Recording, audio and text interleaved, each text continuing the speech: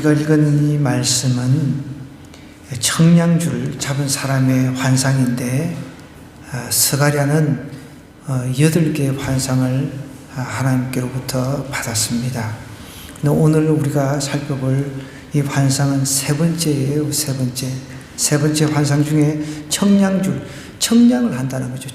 청량줄을 잡은 사람의 환상인데, 이런 환상이라고 하는 것, 꿈이라고 하는 것, 제가 누누이 강조드린 거지만, 하나님께서 우리에게 자신의 뜻을 전달하는 수단으로 그런 것들을 삼고 계십니다. 구약 때는 이제 구약 시대는 아직까지 이제 완전하게 이제 하나님의 말씀, 어떻게 보면 이 신구약이 완전히 완성이 된 그런 시기는 아니잖아요. 그죠? 구약, 어떻게 보면은 구약만 있는 시기하고, 신약에는 또 이제, 예수님께서 부활 승천하시고 난 뒤에 제자들이, 이단을 막기 위해서 사실은 이제 신약 편집 그걸 하면서 이제, 흩어져 있는 성경을 다 이제, 추려가지고, 성경 66권을 완성을 했단 말이에요. 지금은 우리가 환상이라든지 꿈, 그것을 너무 우리가 이제 신뢰를 해가지고 그것이 전부인 양 이렇게 하는 것은 굉장히 위험합니다. 오늘날 우리에게 주신 하나님의 뜻은 이 성경 66권이면 족하리라 우리는 여겨야 돼요. 그런데 그 외적으로 우리가 사이드에서 환상이라든지 꿈을 통해서 또 하나님께서 이제 가끔씩 이렇게 우리에게 말씀하시는 부분들이 있기 때문에 이런 것들도 우리가 놓치지 말아야지, 이것이 전부인 양 이렇게 해가지고 무슨 꿈을 꿨는데 막 점쟁이한테 해석해달라고 하고 이렇게 하면 안 돼요. 절대 그게 굉장히 위험합니다. 그런데 성경은 어쨌든 이렇게 꿈이라든지 환상도 하나님께서 자신을 드러내는 수단으로 쓰고 있다는 것은 분명한 사실이라는 거죠. 근데 오늘 스가랴 선지자가 세 번째 환상을 봤는데, 세 번째 환상은 청량줄 잡은 사람이라는 거죠. 1절부터 한번 보겠습니다. 내가 눈을 들어본 적 한 사람이, 내가라고 하는 것은 여기서 스가랴 선지자가 되겠죠. 한 사람이 청량줄을 그의 손에 잡았기로, 한 사람이라는 표현을 쓰는데 이제 이렇게 물어봅니다. 내가 어디로 가느냐 물은즉 그가 내게 대답하되 예루살렘을 청량하여 그 너비와 길이를 보고자 하노라 하고 말할 때에 내게 말하는 천사가, 이 지금 환상 중에 스가랴가 어떤 한 사람이 청량줄을 잡고 있는데 이분이 천사인지 예수님인지 인간으로 오신 예수님인지는 몰라요. 그러니까 그런데 막 묻고 있어 지금. 가끔씩 우리가, 여러분, 우리도 하나님하고 막 먹을 때가 많잖아요. 우리 조심해야 돼요. 하나님은 우리 친구이시기도 하지만은, 그러나 그런 친구, 우리가 일상적으로 우리 생활 속에서 그냥 친구하고 막 이야기하고 그런 분은 아니에요. 분명히 우리는 하나님과 우리와의 경계선은 있다는 사실을 반드시 기억해야 돼요. 이 스가랴는 이 한 사람으로 지금 보고 있는데, 이분이 보통 학자들은 예수님, 이제 성육신 하시기 전에 예수님으로 이제 보고 있습니다. 근데 이제 막 묻고 있어요. 내가 어디로 가느냐 이렇게 물었습니다. 그러자 스가랴에게 대답하되 예루살렘을 청량하여 그 너비와 길이를 보고자 한다라고 이제 말을 하고 있어요. 그러면서 이제 여기서는 이제 또 이렇게 3절에는 내게 말하는 천사로 또 표현을 해요. 내게 말하는 천사가 나가고 다른 천사가 나와서 이제 그를 맞으며 라고 이야기를 하면서 이르되 너는 달려가서 그 소년에게 말하여. 그러니까 지금 한 사람은 분명히 하나님이라고 우리가 추정을 할 수가 있습니다. 그 하나님도 사람의 모습으로 현현하신 예수님으로 우리가 추정을 할 수가 있겠죠.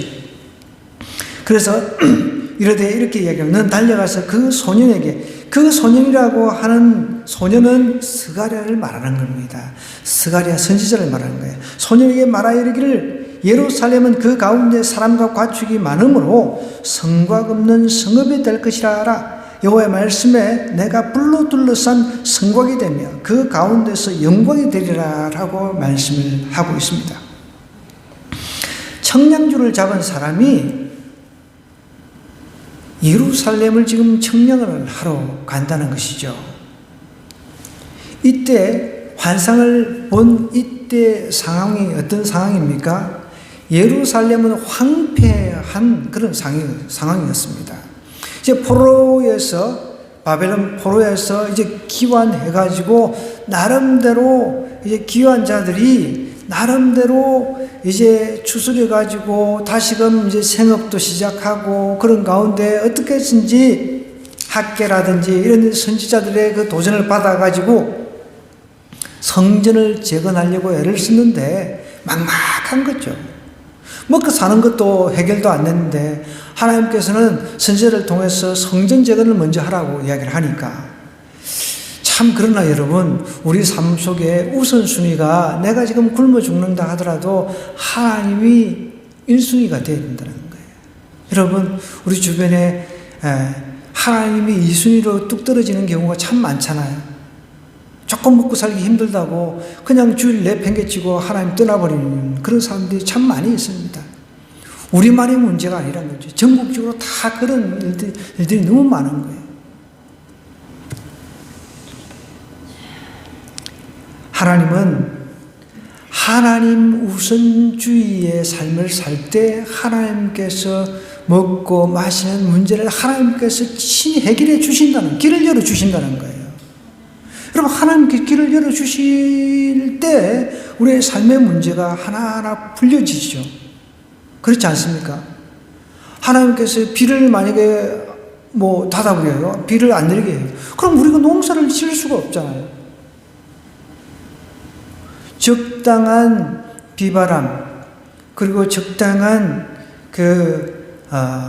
눈이라든지 이런 것들이 우리가 농사 짓는 데 가장 필요한 요소란 말이죠. 하나님은 그런 것들을 하나님께서 주관을 하시기 때문에 우리가 그런 것들을 하나님 앞에 구하면서 하나님께서 모든 만물의 주인이라는 것을 확실하게 인식을 하고 인정을 하고 하나님 없이는 제가 아무것도 알 수 없어요. 이런 고백을 하면서 나아갈 때 하나님께서 그래 너는 정말 나를 신뢰하구나.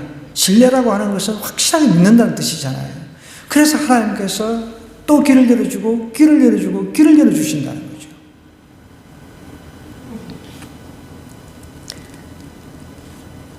하나님께서는 스가랴 선지자에게 이렇게 이야기를 합니다. 예루살렘은 그 가운데 사람과 가축이 많으므로 성곽 없는 성읍이 될 것이라 하면 이제 청량을 하러 가면서 이렇게 이야기를 하는 거예요. 예루살렘은 그 가운데 사람과 가축이 많으므로 성곽 없는 성읍이 될 것이다. 여러분, 구약시대나 우리가 예를 들어서 고조선이라든지 오랜 시절 이제 구약시대로 거슬러 올라가면은 이제 사람들이 성읍에서 살았습니다. 왜냐하면 그때는 전쟁들, 사소한 작은 전쟁들이 많이 일어났잖아요. 그 성읍에서 이제 그 성 안에서 모여 살았어요. 그리고 이제 성문을 열고 나가서 일하러 나가고 농사지러 나가고, 왜냐하면 하도 침범이 많이 일어나니까. 그래서 이제 성읍 안에서 그래서 성문을 닫고, 그죠? 우리나라도 조선시대에 성문을 이제 닫고 막 그런 게 있었잖아요. 사대문 안에 그 대문을 닫고 그런 게 있었잖아요.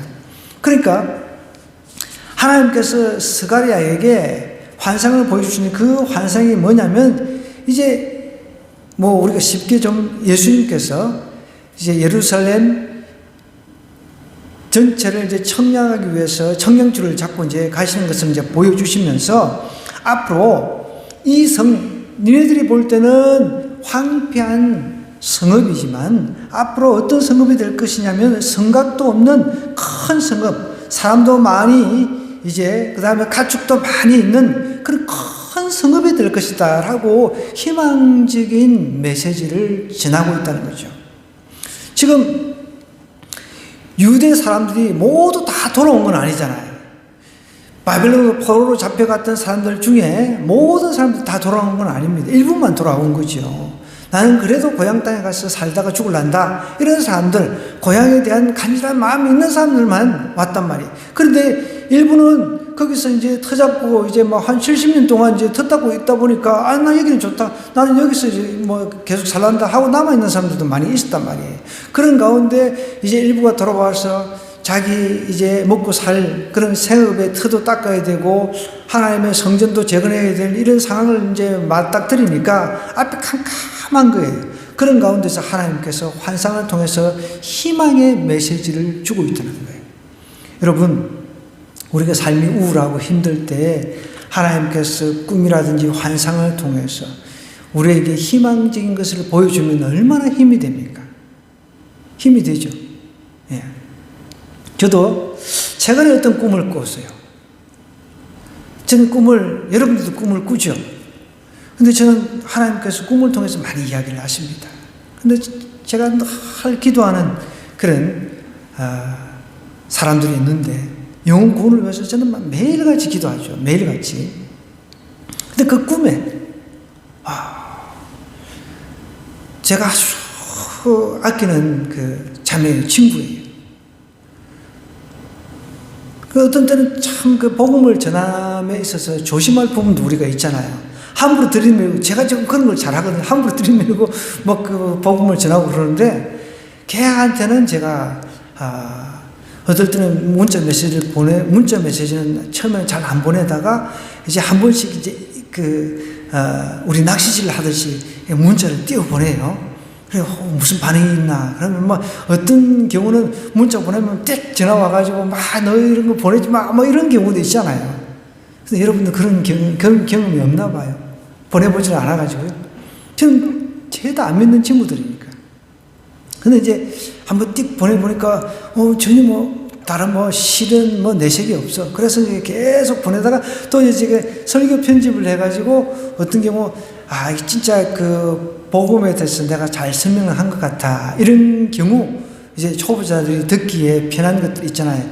이런 어려운, 사실 이거 소선지서, 이거 구약 소선지서, 서가랴서 이런 건 조금 어렵단 말이에요. 이런 거는 제가 안 보내요. 네, 걔한테는. 근데 이제 어떤 경우는 쉽게 복음에 대해서 설명한 그런 것이 이제 내가 요거는 얘가 좀 이해할 수 있겠다 싶으면 제가 한 번씩 딱 보내요. 그래서 싫은 그런 그 메시지가 오거나 카톡으로 너 이거 앞으로 보내지 마 이런 게 없는 거야. 그래서 그래도 다행이다 하면서 계속 기도하면서 이렇게 하는데 오늘 꿈을 탁 꿨는데 그 자매가 제가 중학교 때 굉장히 좋아했던 자매였어요. 어떻게 보면 첫사랑이라고 할 수 있죠. 여러분 첫사랑이 없나 보네. 그 자매가 중학교 때 내가 너무너무 좋아했던 자매였어요. 지금 시집 가가지고 자기 남편도 역사학자인가 그래요. 그런데 그 자매가 이제 내가 나한테 나를 꼭 껴안아주는 그런 꿈을 꾼 거예요. 껴안아준다는 게 이상한 눈치를 쳐다보고 있다. 이상한 생각하지 마세요. 껴안아주는, 그러시면 안 돼.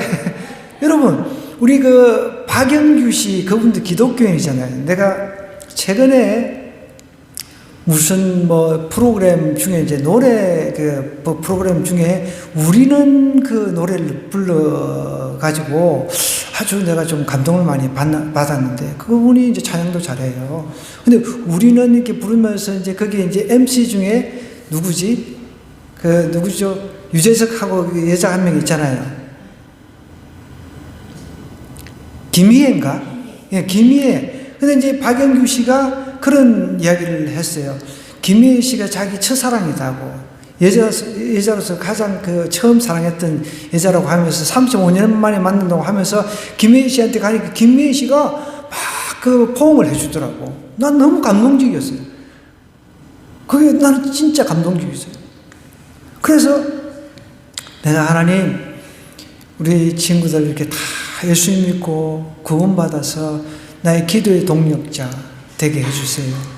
또 물질의 후원자 되게 해주세요. 이런 기도를 제가 끊임없이 하거든요. 근데 그날 꿈에 그 자매가 나를 꼭 껴안아주는 거예요. 그래서 제가 다 일어나서 이제 꿈을 이제 되뇌이면서 기도를 하면서 얘가 복음에 대해서 그렇게 적대적이진 않구나 라는 것을 제가 이제 깨달은 거죠. 복음에 대해서 너무 아주 진질머리 치는 사람도 있거든요. 복음을 전하다 보면. 그런 친구들은 딱 그냥 끊어버립니다.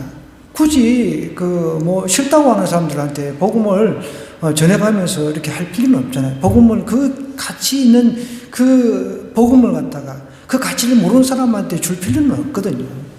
그런데 그날 꿈에 제가 굉장히 잘못했다가는 한 소리 들을 수 있으니까 조마조마해서 어떨 때는 말씀 문자도 이 문자는 얘한테는 좀 이해가 안 될 거야. 그러면 이제 빼버리기도 하고 좀 쉬운 문자 그런 것들을 찾아가지고 이제 보내는데 제가 굉장히 노심초사하면서 보내거든요.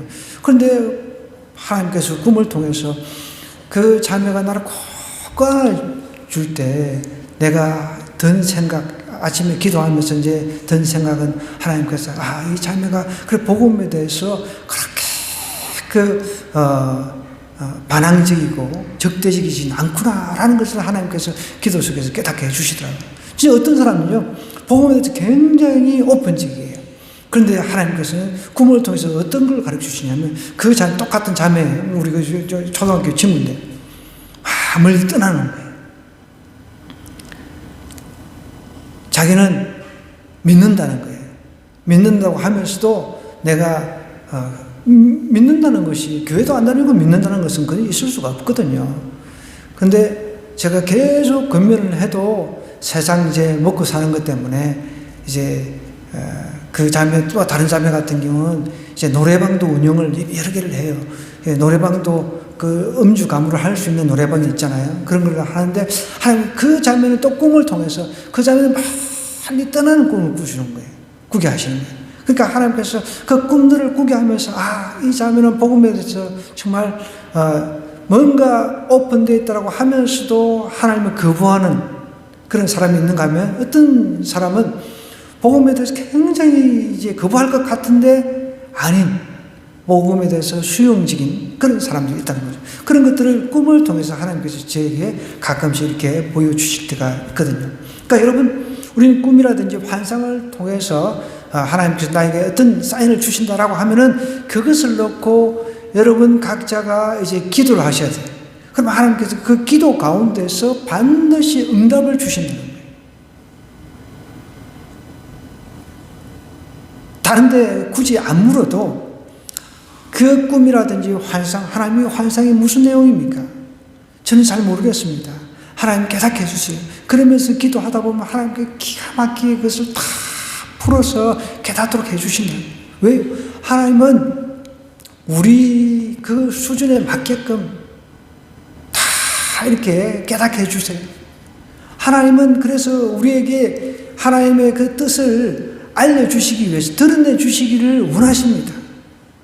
하나님께서는 전혀 우리에게 안 드러내시고 딱 감추시고 안 보여주고 그런 분이 아니라는 거죠. 그래서 여러분, 이 성경을 이렇게 쭉 여러분들하고 같이 강의를 하면서도 제가 누누이 강조드리는 것은 우리가 꿈을 꿀 때가 있습니다. 환상을 볼 때가 있습니다. 그럴 때 하나님께 무슨 뜻입니까? 서가지고 물어야 돼요. 그뿐만 아니라 그거 물으면서 기도하다 보면은 여러분, 제가 단언컨대 1시간 내에 하나님이 가르쳐 주신다. 저는 어떤 꿈을 꿉니다. 어떤 그 환상을 봤습니다. 그럼 1시간이 뭡니까? 한 10분 내에 하나님이 다 가르쳐 주세요. 무슨 뜻이? 내 안에 감동이 온다는 거예요. 이런 뜻이구나. 그 깨달음이 확 온다는 것이죠. 그러니까 여기서도 성곽 없는 성읍이 된다라고 하는 것은 아까 전에 이제 성곽, 그러니까 둘레가 있어야 적으로부터 방어를 할 수 있잖아요. 근데 성곽이 없어요. 너무 사람들이 많아지고 해가지고 성 안에 사람들이 많아지고 가축이 많아지고 해가지고 성곽이 필요가 없는 거죠. 그렇게 된 거예요. 그러면 여러분, 자, 성곽이 없으면 이제 그 방어는 어떻게 합니까? 여기서 뭐라고 합니까? 하나님께서 5절에 보면 이렇게 얘기를 하는 거예요. 여호와의 말씀에 내가 불로 둘러싼 성곽이 되며 하나님이 친히 불로서 이 둘레 성곽을 만들어 주시겠다라고 얘기를 하는 거예요. 불로서. 딱 봐도 환상이 좋은 환상이에요. 좋은 환상이에요. 여러분, 성경을 읽을 때 이게 어떤 때는 이제 뭡니까? 상징적인 언어들이 많이 나오잖아요. 환상은. 그러니까 사람들이 굉장히 어려워하는데 그렇게 어렵게 생각하지 말고 항상 성경을 읽으면서 느낌이라고 하는 게 있잖아요. 느낌. 제가 쉬운 성경은 다 읽어보고 성경책이라고 한 번역된 성경은 웬만한 건 다 읽어봤어요. 그런데 오히려 지금 우리가 쓰고 있는 이 개정이 저한테는 제일 좋아요. 오히려. 최근에는 제가 이제 쉬운 성경이라고 하는 거 읽고 있는데 오히려 더 헷갈리고 더 정신이 없더라고. 오히려 이 개정이 저한테는 너무 쉽게 느껴지고 더 좋은 거죠. 더 친숙하고.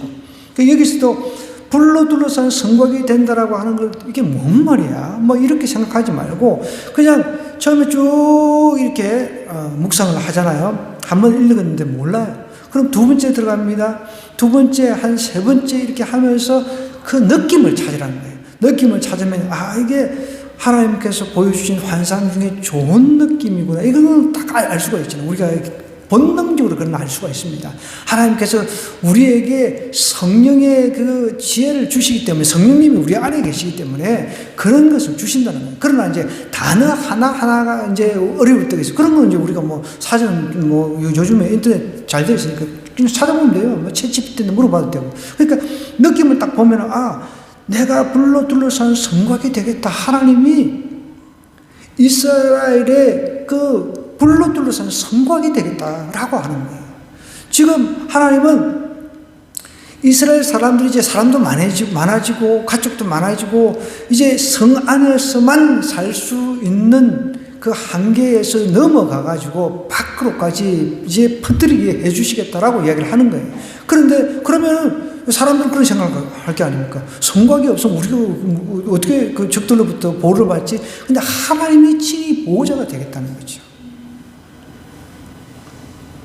그러면서 6절은 이어서 이렇게 이야기합니다. 오라 너희는 북방 땅에서 도피할지어다 여호와의 말씀이라 이는 내가 너희를 하늘 사방에 바람같이 흩어지게 하였음이라 여호와의 말씀이라 바벨론 성에 거주하는 시온아 이제 너는 피할지어다 하면서 만군의 여호와께서 이같이 말씀하시되 영광을 위해 너희를 노력한 여러 나라로 보내셨나니 너희를 범하는 자는 그의 눈동자를 범하는 것이다 라고 하면서 바벨론에서 피하라라고 이야기를 하고 있습니다. 이미 이때는 바벨론은 망했어요. 바벨론은 망했는데 이 페르시아에 의해서 망했잖아요. 근데 성경에 보면은 하나님께서 페르시아에 대해서 막 혼내고 그런 거는 별로 없어요. 페르시아는 굉장히 좋게 묘사를 하고 있는데 바벨론은 망했지만 이 바벨론 잔존 세력들이 있어가지고 이 페르시아 그 메데 바사 제국에 그 반란을 몇 번 일으켰어요. 그러다가 이제 제압이 됐는데 하나님께서는 이 유대인들 포로로 이제 있다가 포로에서 해방이 되는데 일부는 이제 유대 본국으로 이제 귀환을 했단 말이에요. 그런데 아까 전에 제가 설명했듯이 나는 그동안 몇 대에 걸쳐서 지금 여기에 지금 터잡고 이제 살고 있으니까 나는 본국에 돌아가봐야 고향 땅에 돌아가봐야 막 거기 뭐 다 폐허가 됐을 거니까 나한테는 뭐 분기도 없고 아무것도 없으니까 나는 여기서 눌러 그냥 앉아서 살란다 이런 사람들이 있었단 말이에요. 근데 그런 사람들한테 하나님께서는 거기가 피해야 될 장소라는 거죠. 거기는 피해야 된다. 왜? 앞으로 이제 하나님께서 열국을 일으켜가지고 그 완전히 망해갈 것이니까 피해라. 그 바벨론은 여러분 세상 세속화된 그런 나라로 보통 이야기를 합니다. 아주 그 악이 지배하는 그런 나라로 우리가 보통 이제 이야기를 하는 이제 측면이 있거든요. 바벨론 하면 별로 좋은 그런 그 의감이 아니에요.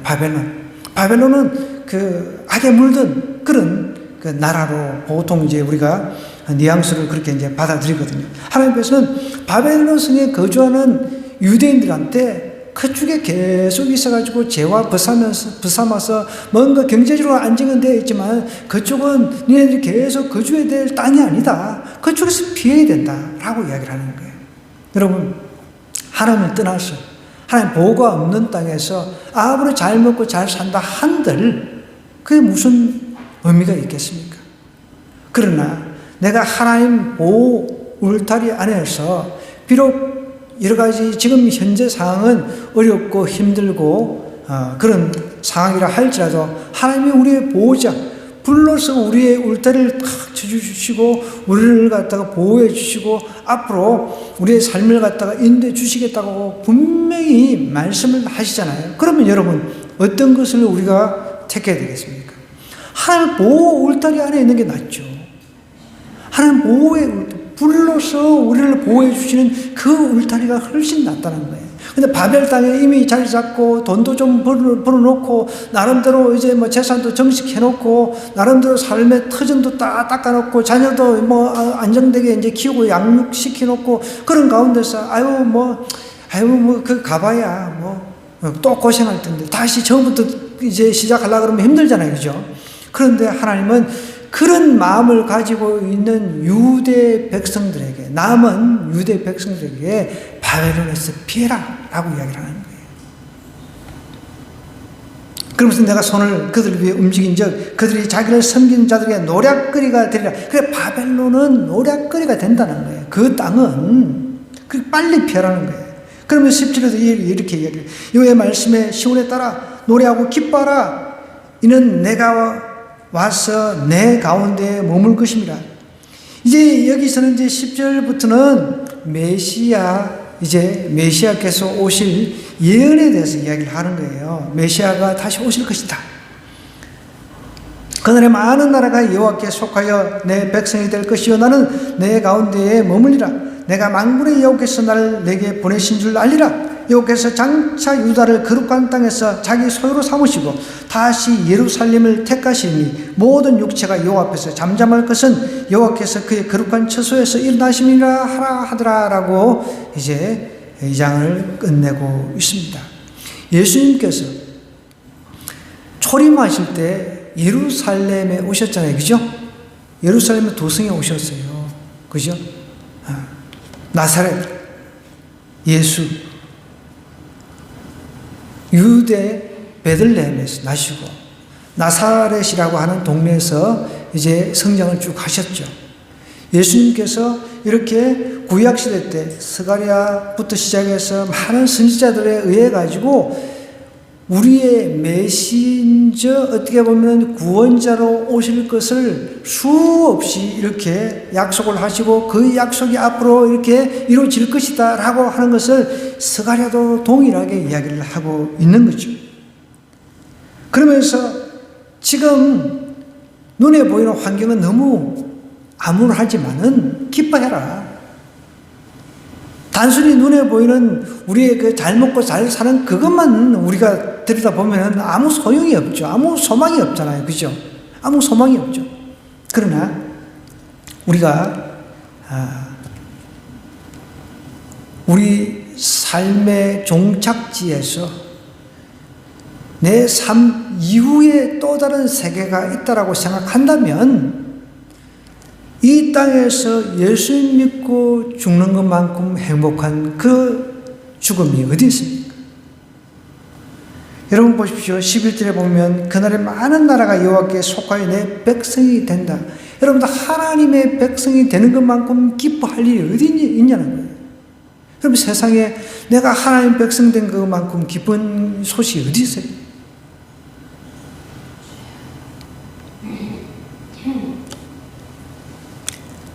그날에 많은 나라가 여호와께 속하여 내 백성이 될 것이요 나는 내 가운데 머물리라. 하나님이 그 백성 가운데 머물겠다는 거예요. 하나님께서 백성 가운데, 자신의 백성 가운데. 그러니까 바벨론에서 머물고 있는 그 백성들한테 빨리 피해가지고 하나님이 거하고자 하는 이 예루살렘 도성으로 피하라라고 이야기를 하는 거예요. 그럼 오늘날도 마찬가지죠. 우리가 하나님을 멀리 떠나가 있어요.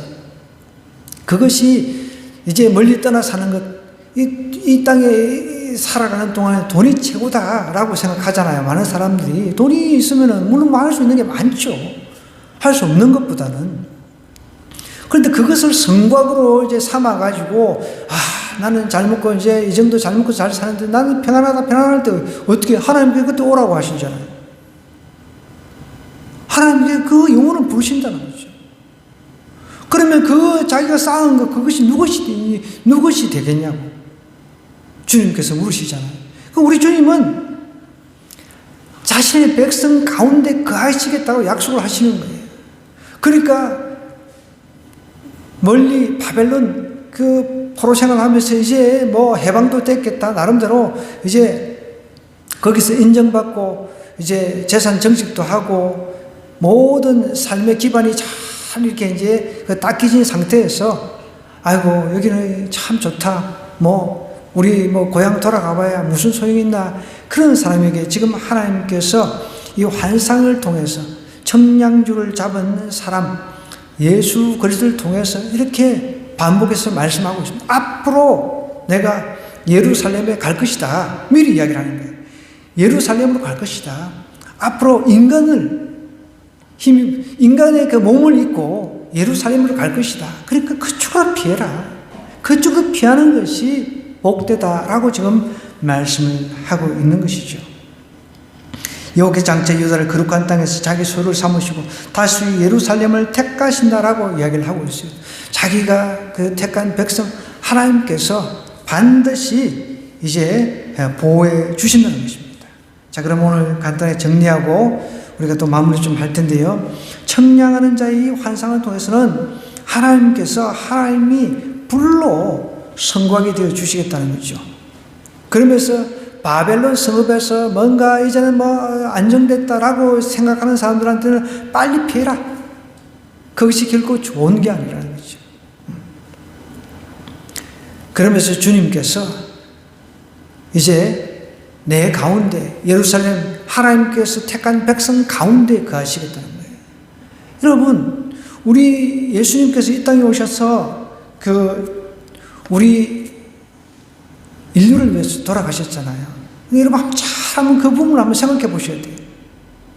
그래서 그런 신학적인 질문일 수도 있는데, 이제 그거 가지고 많이 싸우기도 하고 그래요. 뭐 논쟁도 많이 하는데, 예수님께서 한번 생각해 보세요. 저도 가끔씩 그런 그 질문을 던지거든요. 여러분, 예수님께서 모든 인류를 위해서 돌아가셨다. 이 말도 맞는 말이기도 해요. 그러나 좀 더 의미를 좁혀가지고 예수님은 택한 백성만을 위해서 돌아가셨다. 이 말은 어떻게 생각하세요? 이 말도 맞다는 거예요. 예수님 택하지 않는 지옥 갈 백성을 위해서 왜 피를 흘릴 이유가 없잖아요. 지옥 갈 사람을 위해서 예수님께서 피를 흘리실 이유가 전혀 없는 거죠. 저는 그런 그 질문들을 가끔씩 던지거든요. 오늘도 보십시오. 여호와께서 장차 유다를 거룩한 땅에서 자기 소유를 삼으신다는 거예요. 구약도 마찬가지고 신약도 마찬가지고 예수님께서 이 땅에 오셨어도 자기 소유, 자기 택한 백성이라는 이야기를 하는 거예요. 여러분, 어떤 그 나라가 있으면 그 나라가 구성이 되려면 어떻게 해야 돼요? 뭐 땅이 있어야 될 거 아니에요. 땅이. 영토가 있어야 돼요. 영토가 있어야 되고 그 다음에 백성이 있어야 되잖아요. 그죠? 그러면 그 영토와 그 백성을 다스리는 왕이 있어야 되잖아요. 우리 주님이 왕이시란 말이에요. 우리 예수님이 왕이시란 말이죠.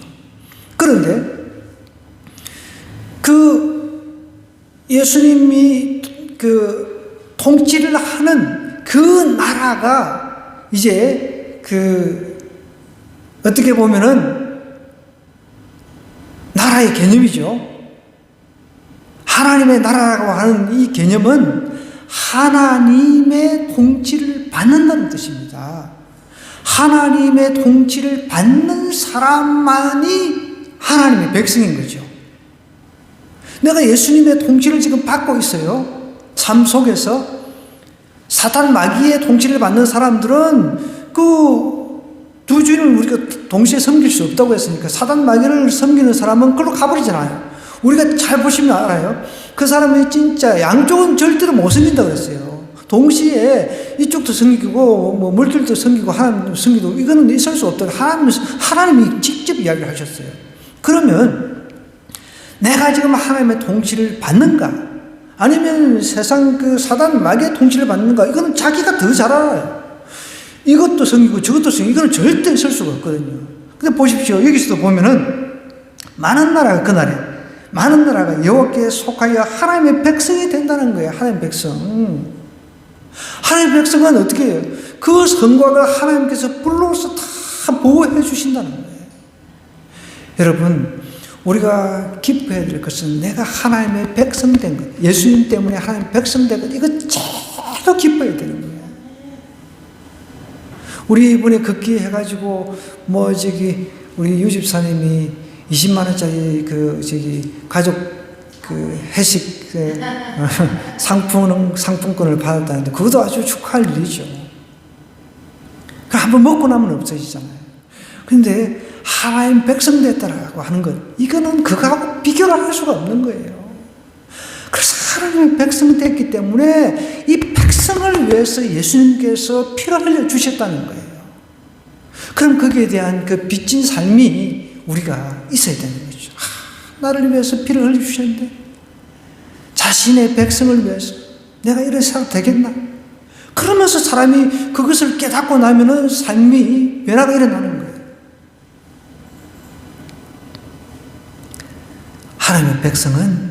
하나님의 백성은 하나님께서 함께 하신다고 그랬습니다. 나는 이게 너무 좋은 거예요. 내가 하나님 백성 됐다는 게 너무 좋은 거예요. 힘들고 어렵지만 하나님 백성이라는 건 하나님 백성이라 해가지고 모든 일이 술술 다 풀리고 그렇지는 않잖아요. 그죠? 어려움 투성입니다. 어려움 투성이에요. 그렇지만 하나님께서 보호해 주시겠다는 거죠. 하나님 백성은. 근데 하나님 백성 아닌데, 자, 영역, 하나님 통치를 안 받는데, 굳이 하나님 통치를 받지 않는데 하나님 백성이 아니에요. 사단에 속해 있어요. 사단의 통치를 받는 그런 사람들이에요. 그런 사람들하고 우리는 별개인 거죠. 완전히 달라요. 완전히 다르다는 거죠. 여러분, 하나님의 백성이라는 그 개념 다시 한번 좀 생각해 보았으면 좋겠습니다. 하나님께서 하나님 백성은 신이 불러서 성곽을 만들어가지고 보호해 주신다는 거예요. 나는 진짜 이게 너무 좋은 거예요.